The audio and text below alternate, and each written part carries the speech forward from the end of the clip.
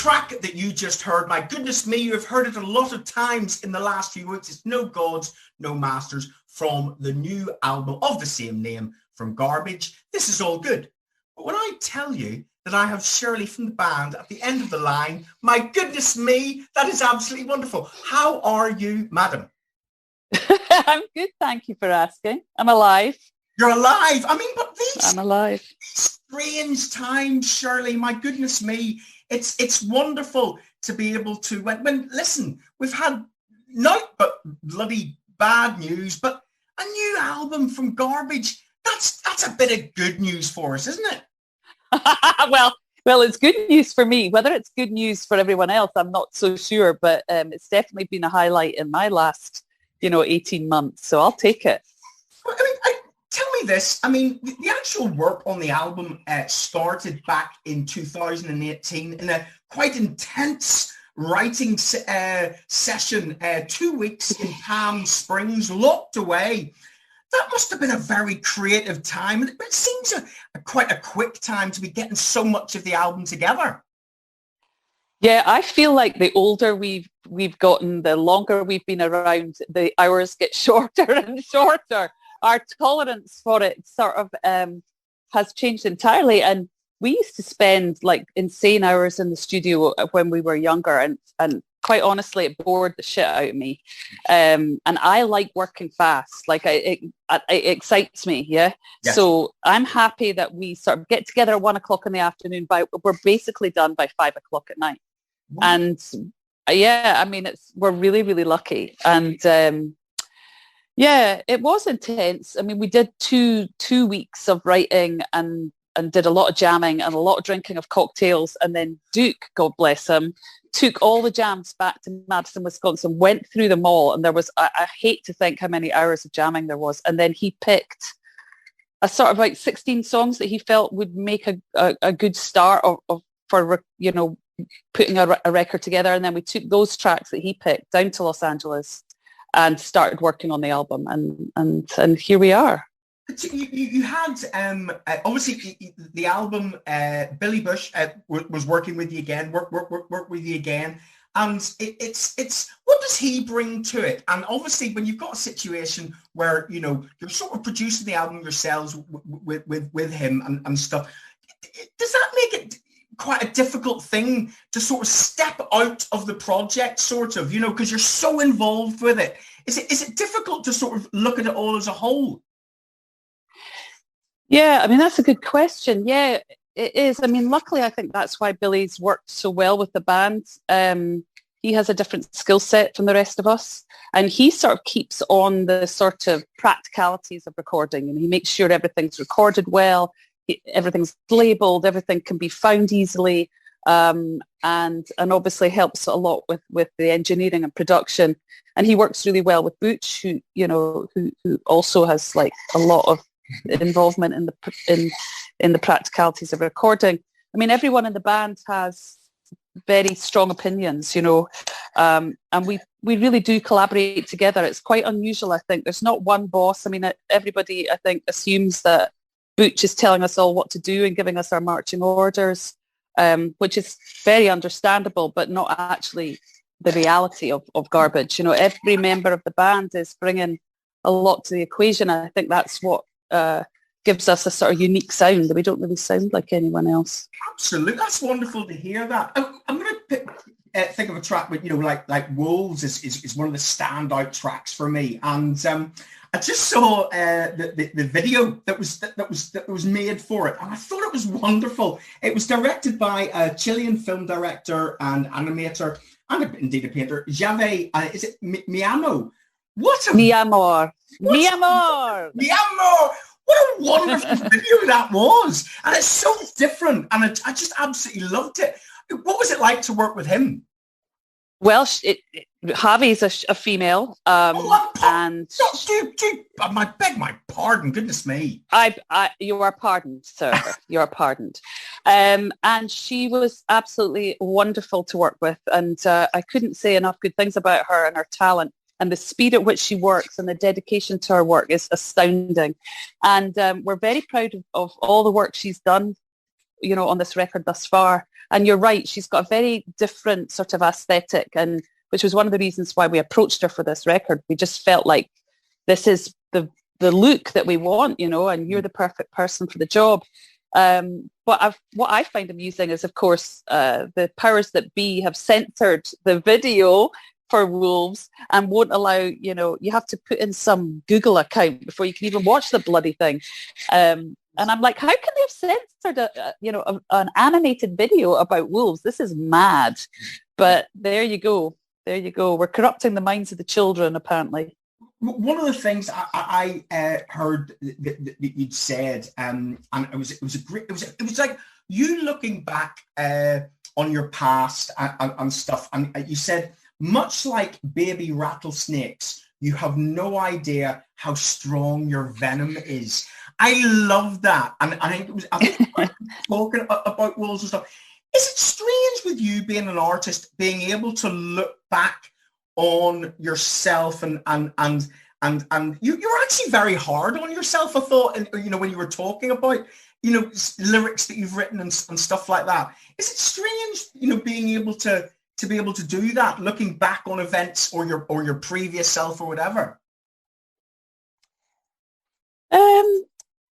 I don't know. I mean, I just feel like that's part of being a human being, right? We all look back on our past and go, wow, I cannot believe I said that. Or I can't believe I did that. I mean, I think that's just growing up, yeah? So I don't know if it's being hard on myself. I think it's just sort of looking back in amazement. and also with the fact that most people don't, because they maybe don't write or they don't, paint or whatever, sometimes don't, have to look at themselves. But listen, I'm going to play another two songs off the track because I love these two. Let's play the track Wolves and the wonderful The Creeps.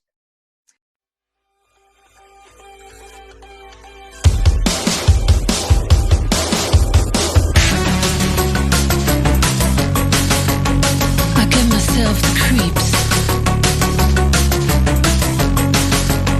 I give myself the creeps. I am having an absolutely wonderful time because I'm talking to Shirley from Garbage, and I have to tell you, I'm very excited. And I wanted to ask you about the way the band look, actually, because I see you wearing clothes. I don't know if you can see me at the moment. I'm an old headbanger, and I've got like an old band T-shirt and one. I loved the way that with Garbage that you can be so stylized at times and stuff like that. Is that something that you really enjoy? This is one of the weirdest questions I think I've ever fielded. Oh, I'm sorry. Of course I love to dress up. I love wearing amazing clothes, and I always feel like image has always been part of rock star, of musicians and rock stars, like a way of expressing themselves. So I'll take that as a huge compliment, sir. Thank you very much. Absolutely. Well, listen, I wanted to ask you now about the sort of, it's to do with the cover of the album, and it's to do with some of the songs like we've got Waiting for God, Godhead and stuff, and there seems to be a lot of old imagery and statues and paintings that are all wrapped up with the way the album's being presented. That must be really exciting. Who did that? And did members of the band have like a bit with that, or was it someone who designed it all separately?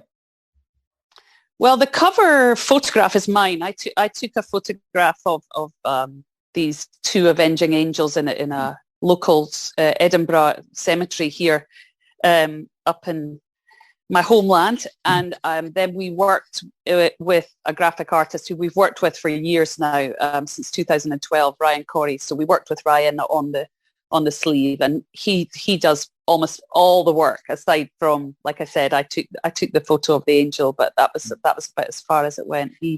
He's wonderful and really easy to work with.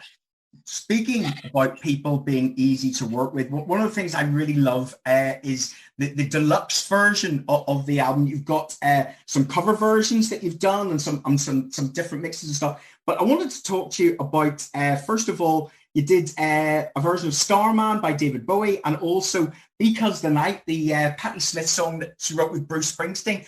that must have been really exciting for you to work on such iconic songs. Well, it was challenging. I mean, quite honestly, I don't know how we ended up even attempting to do 2 songs by 2 of my most revered and beloved heroes. And the circumstances were odd that led us there, but we attempted it and we were proud of the results, and so we wanted to share them with a bigger audience. So we shoved them on the deluxe version of the record. But Starman was recorded for Howard Stern, the radio DJ in America. He was putting a tribute together for David Bowie, and we couldn't say no. I mean, he said, will you do it? We were like, yeah, absolutely. And then the cover version of Because of the Night, we recorded with the Screaming Females, a young up-and-coming, amazing rock band from New Jersey. And Marissa Paternoster is the lead singer and lead guitarist, and she puts down the most blistering guitar solo I've heard in a long time, and she really stepped things up. It was magnificent.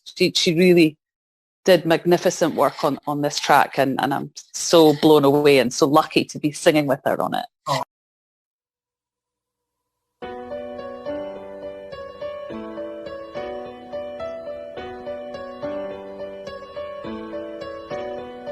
I'm very excited because I have bought my ticket. I'm up here in Leeds, and I have bought my ticket to go and see a certain Blondie and Garbage show, which is hopefully happening down the road from me.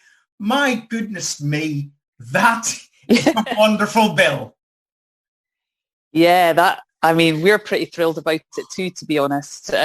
We've actually played with Blondie. We co-headlined a tour a couple of years ago in America, and both bands got along so well that they asked us back. And so we're very excited and to be coming back to the UK and coming back with some of our heroes. It feels really rather a privileged position to be in, and particularly after this last year and a half of COVID madness, it feels like a real gift. Shirley, would you do one last thing for me? Would you please pick the track from the album that you would like to finish the interview with, and tell us why you would like the Total Rock listeners to hear that song in particular? Oh God, now you put me on the spot. Well, I don't know. I would probably pick the track that we picked to kick things off, the first track on the record, The Men Who Rule the World, which is a sort of futuristic reimagining of Noah's Ark, the biblical tale of Noah. And instead of a Noah's Ark, it's a mothership that comes down to earth, and I pick everything that's beautiful and amazing and divine from the world and save everything that's good and leave all the detritus and the haters behind, and head off into outer space. So what a wonderful way to finish the interview. Shirley, thank you so much for taking the time to speak to me today. Here is more.